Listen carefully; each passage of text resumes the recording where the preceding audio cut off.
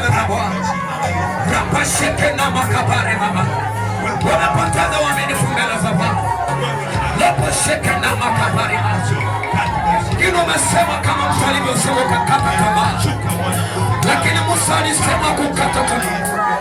Mungu aliingilia kati mwenyewe.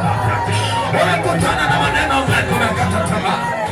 Ghafla wivu Mungu umesha ndani yako. Rabashanda rabaye. Naona wivu wa Mungu kama mvua ndani yako.